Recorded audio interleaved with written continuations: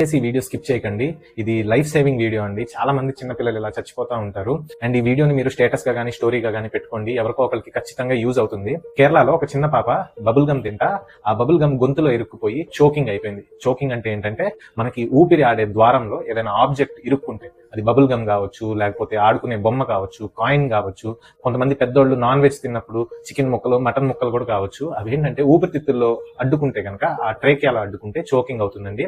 With in minutes patients చనిపోతారు. అంటే మనం ఫస్ట్ ఎయిడ్ తెలియకపోతే కనుక ఖచ్చితంగా చనిపోతారండి. ఈ వీడియోలో వాళ్ళకి ఫస్ట్ ఎయిడ్ ఎలా చేయాలో నేను చెప్తానండి. ఈ వీడియోలో చూస్తున్నారు కదా, ఆ పిల్ల చోకింగ్ అవుతుంది అని ఇమీడియట్ గా గ్రహించి పొట్ట దగ్గర చెయ్యేసి ఇలా ఒత్తడం స్టార్ట్ చేశాడు. దాన్ని హైమ్లిచ్ మెనూవర్ అంటారండి. చాలా ఇంపార్టెంట్ అండి. ఇది అందరికీ తెలియదండి. చాలా మందికి ఎన్ని ఎడ్యుకేషనల్ వీడియోస్ చేసినా సరే people are still not aware of it.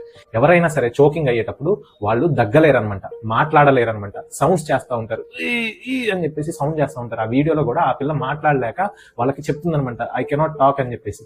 So వాళ్ళలో ఒక అతను ఇమీడియట్ గా పొట్ట దగ్గర, అంటే అంబలికస్ ఉంటది కదా, అంబలికస్ పైన మనము ఒక పిడికిల్ బిగించి తంబు మన వైపు పెట్టి బొడ్డుకి పైన కొంచెం పెట్టేసి రెండో చేత్తో దానికి సపోర్ట్ ఇచ్చి పొట్టలో 5 times పుష్ చేయాలన్నమాట, థర్స్ట్ ఇవ్వాలన్నమాట. సో అలా 5 times పుష్ చేసినప్పుడు ఏంటంటే మనం డయాఫ్రమ్ అనే మజిల్ అనేది కాంట్రాక్ట్ అయ్యి పైన నుంచి లోపల ప్రెషర్ పెరిగి ఆ ఆబ్జెక్ట్ అనేది బయటకు వచ్చే ఛాన్సెస్ ఉంటాయి అనమాట. సో ఆ పాప అలానే సేవ్ అయిపోయిందండి. అండ్ ఒకవేళ కనుక అలా అవ్వలేదు అనుకోండి, సో 5 times ఇలా థర్స్ట్ ఇచ్చిన తర్వాత పేషెంట్ ని రివర్స్ చేసి వీపు మీద 5 times మన మణికట్టుతో ఈ 2 రెక్కల సందులో కొట్టాలన్నమాట.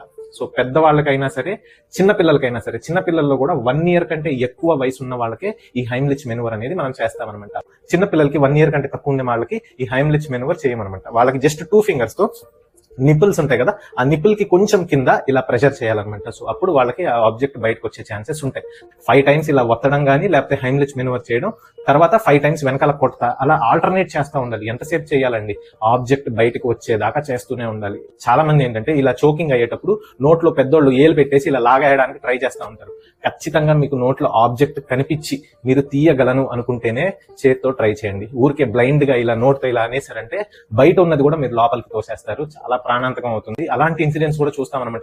ఒకవేళ కనుక పేషెంట్ అన్కాన్షియస్ అయిపోతే కనుక అప్పుడు మనం ఇమీడియట్ గా సిపిఆర్ చేయాలండి. ఎందుకంటే పేషెంట్ మాట్లాడేంత వరకు, కాన్షియస్ గా అంటే స్పృహలో ఉన్నంత వరకు ఈ మెనూవర్స్ చేస్తాం.